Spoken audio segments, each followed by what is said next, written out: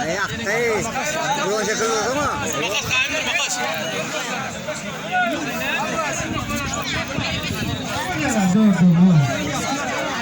Geçsin ay bir yana geç. Geç.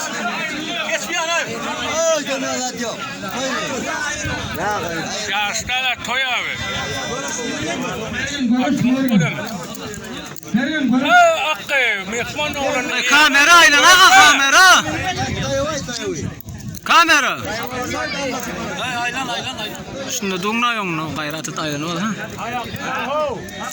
Ay hakkı şehit bir ana emel olmasam bilemem aksan. Ay Murat diyorum. Hey. Boş işler. Allah. Vergil işlem olacak. Allah kaç. Ay aktı yatağa kuturarım asker. Oldu.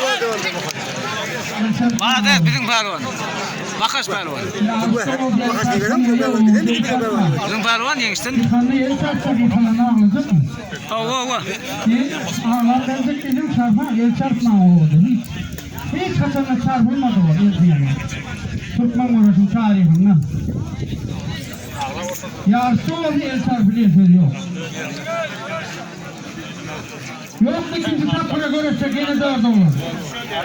Çok harfiyer varla fazlakta yasır olurlar. Gelin orada olur. Var Bedirgan. Sonra şu oturma okul çiğdemine kal. Gelin uğraşın orada olur.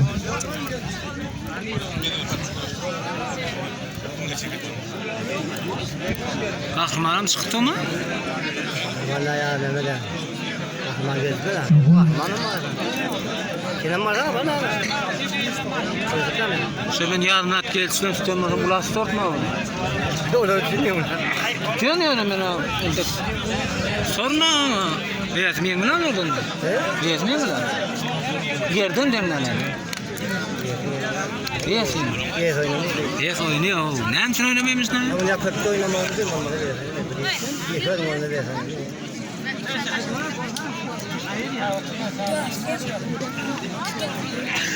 Gider ne? Bireli kısımlarını kerey kaydır mı?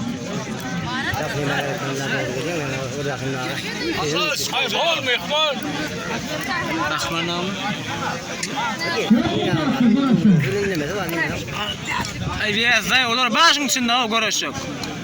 Sonra ikinci tapı armağan etme o. Gelin şu an. Hey, ne var